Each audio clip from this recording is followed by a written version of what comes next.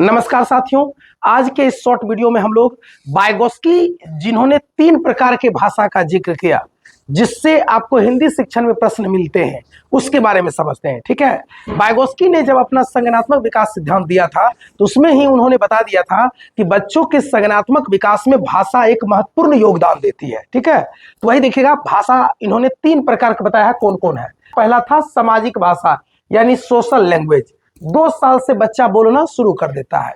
जब बच्चा अपने जरूरतों की पूर्ति के लिए माता पिता से या समाज के अन्य किसी वर्ग से बातचीत करता है अपने जरूरत की पूर्ति के लिए, तब उसको कहते हैं सामाजिक भाषा।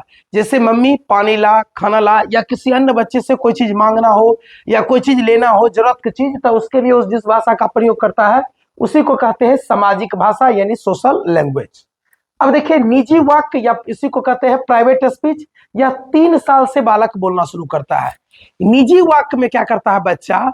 इसमें वह खुद से अपने आप से बात करता है, अपने कार्य को दिशा निर्देशित करने के लिए बात करता है या अपने सोच को नियमित करने के लिए जो बात करता है तो उसी को कहते हैं निजी वाक्य। यानी अगर मान लीजिए जैसे बच्चा कोई गेम खेलते वक्त खुद से अगर बात कर रहा है कि हमको यहाँ रखना चाहिए, हमको ऐसे करना चाहिए, ऐसे करना चाहिए, तो उसी को कहते हैं कौन सा? निजी वाक्य। और ये एक ऐसा वाक्य होता है जो अगर उसके घर के माने घर के अन्य कोई लोग उसको आसानी से सुन सकते हैं।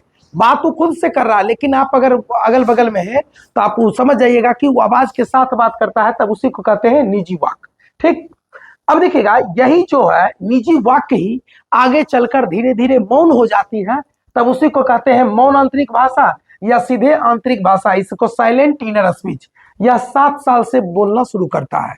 तो इस तरह के जो भाषा बच्चा फिर भी खुद से ही बात करता है लेकिन मन ही मन करता है, अगर आप बगल में भी है फिर भी आप इस भाषा को सुन नहीं पाएंगे, तो उसको कहते हैं कौन सा भाषा? आंतरिक भाषा। और तीनों भाषा में सबसे महत्वपूर्ण वाइगोस्की ने निजी वाक्य यानी निजी या व्यक्तिगत वार्ता को माना है, प्राइवेट स्पीच को माना है। कि उनका कहना है कि बच्चा जटिल कार्य को करते समय अपने आप को दिशा निर्देशित करता है या अपने सोच को विनियमित करने के लिए जिस भाषा का प्रयोग करता है उसी को कहते हैं निजी वाक्य। यानी बच्चा खुद से बात करता है कि हमें ये करना चाहिए, ऐसा नहीं करना चाहिए, ये करना चाहिए, इसको ये टुकड़ा यहाँ रख देंगे या इसको ये कर देंगे, तो उसको कहेंगे क्या?